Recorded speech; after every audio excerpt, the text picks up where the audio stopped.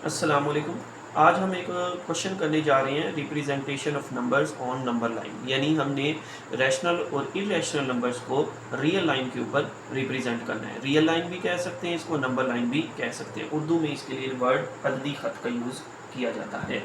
तो ये आप देख सकते हैं, इस तरह की एक नंबर लाइन होती है जिसके दरमियान में आप कहीं पे ज़ीरो लिख सकते हैं। राइट साइड पे पॉजिटिव नंबर्स आएंगे, लेफ़्ट साइड पे नेगेटिव नंबर्स आएंगे। मेन चीज़ ये है कि इसमें आपके पास दो नंबर्स के दरमियान का जो डिस्टेंस है वो सेम रहेगा। इसके लिए हम स्केल का यूज़ कर सकते हैं। ये देख सकते हैं आप कि कैसे मैंने जो है वो दो नंबर्स के दरमियान का जो डिस्टेंस है, सॉरी इस तरफ से है, दो नंबर्स के दरमियान का डिस्टेंस मैंने सेम रखा हुआ है। ये आप देख सकते हैं, यहाँ से यहाँ तक, फिर यहाँ तक और यहाँ तक और यहाँ तक, ये सारे डिस्टेंसेस जो हैं वो सेम है।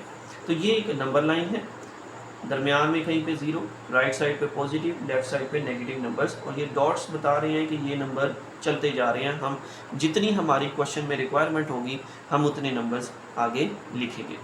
तो क्वेश्चन में हमारे पास दो तरह के नंबर होंगे जिनको हमने इस लाइन के ऊपर प्लॉट करना है, ड्रॉ करना है। एक रैशनल होगा और एक इरेशनल होगा। इरेशनल नंबर्स जो हैं वो बेसिकली पैथागोरस थ्योरम और राइट एंगल ट्राइंगल को यूज़ करके प्लॉट किए जाएंगे। तो उसका थोड़ा सा हम रिव्यू कर लेते हैं कि राइट एंगल ट्राइंगल क्या होती है। मैं यहाँ पे बना देता हूँ। ये हम प्रीवियस क्लासेस में जो है वो पढ़ चुके हैं। एक ऐसी ट्राइंगल जिसमें एक एंगल 90 डिग्री का होता है, वो आपके पास राइट एंगल ट्राइंगल कहलाती है। ये हमारे पास एक राइट एंगल ट्राइंगल बन गई। यहाँ पे ये 90 का एंगल बन रहा है। इस साइड को नाम देते होते हैं हम परपेंडिकुलर का, यानी उर्दू में इसको कहें तो अमूद। इस साइड को हम नाम दे देते होते हैं बेस का, उर्दू में कहें तो कायदा। और ये मेन हमारी साइड होती है हाइपोटेनियस, यानी कि वितर। और इस राइट एंगल ट्राइंगल के ऊपर हम पैथागोरस थ्योरम अप्लाई करेंगे। पैथागोरस थ्योरम क्या कहता है जी, ये भी देख लें जरा, इसका थोड़ा सा रिव्यू आप देख लें। पैथागोरस थ्योरम, पैथागोरस थ्योरम ये कहता है कि हाइपोटेनियस का जो स्केल होता है वो इक्वल होता है बेस के स्केल के प्लस परपेंडिकुलर के स्केल के। इसको हम इस तरह से भी लिख सकते हैं, H square is equal to B square plus P square, short form में। और इसकी शक्ल हम ये भी बना सकते हैं, अगर मैं दोनों तरफ अंडर रूट ले लूँ यहाँ पे और यहाँ पे, ये इससे कैंसिल आउट हो जाएगा। ये कैंसिल आउट नहीं हो सकते क्योंकि बीच में प्लस है, तो ये बन जाएगा बी स्केयर प्लस पी का स्केयर।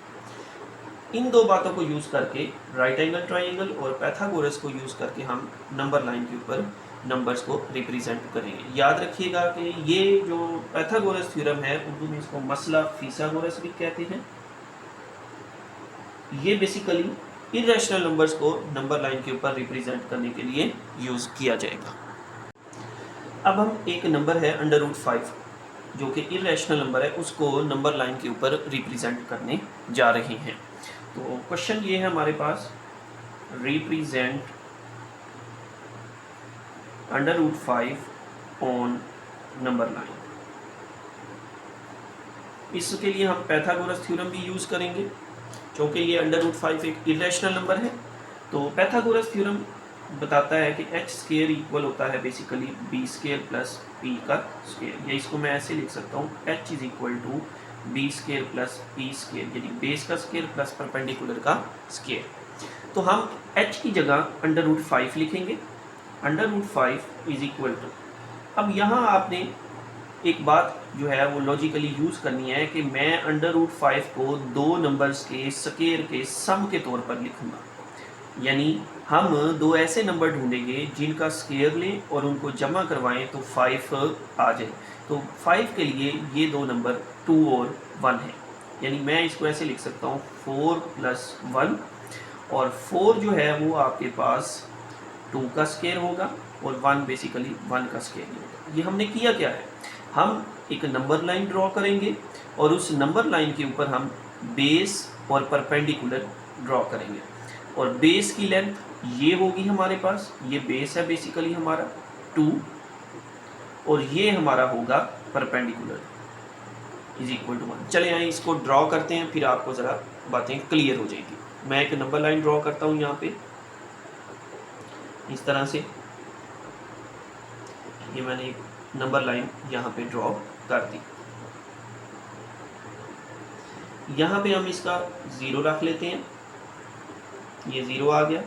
इसी तरह से हम 1 और 2 ड्रॉ करेंगे, ये 1 आ जाएगा हमारा, ये 2 आ जाएगा, ये 3 आ जाएगा। इतने काफ़ी हैं हमारे लिए, ये 1, ये 2 और ये 3। ये 0 आ गया, ये 1 आ गया, ये 2 आ गया, ये 3 आ गया। मैंने आपको क्या कहा है कि हम ये वाला जो फॉर्मूला है ये यूज़ करेंगे।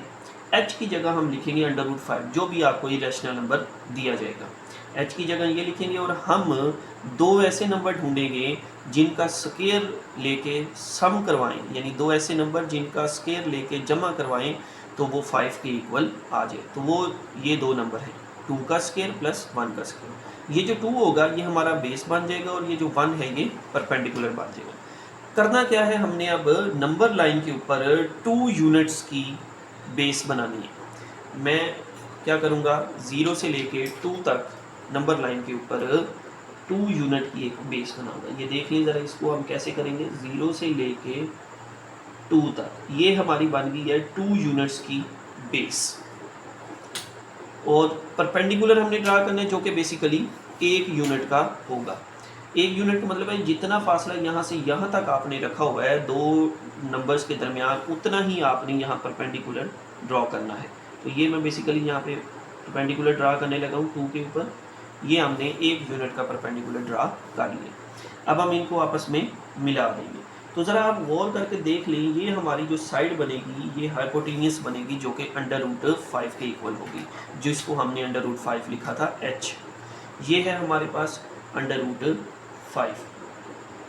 अब हमने ये बताना है, बेसिकली ये हमारा काम नहीं था, हमारा काम ये था कि हमने ये बताना है √5 इस लाइन के ऊपर, इस हॉरिजॉन्टल लाइन के ऊपर कहाँ पे होगा। तो इसके लिए लास्ट स्टेप ये होगा कि हम एक कंपास पकड़ेंगे, कंपास की नोक को यहाँ पे रखेंगे बिल्कुल 0 के ऊपर, और जितना ये हाइपोटेनियस बना है ना उतनी हम कंपास ओपन कर लेंगे, और यहाँ से हम एक आर्क लगा देंगे इस तरह से। यहाँ पे बेसिकली हम जो है वो एक आर्क लगा देंगे। जितना ये हाइपोटेनियस होगा उतनी आपने यहाँ पे आर्क लगा देनी है। जिस जगह पर ये आर्क जाके इस नंबर लाइन पे कट करेगी वो नंबर आपका √5 होगा। इसी तरह अब हम √3 और √2 को भी रिप्रेजेंट करेंगे।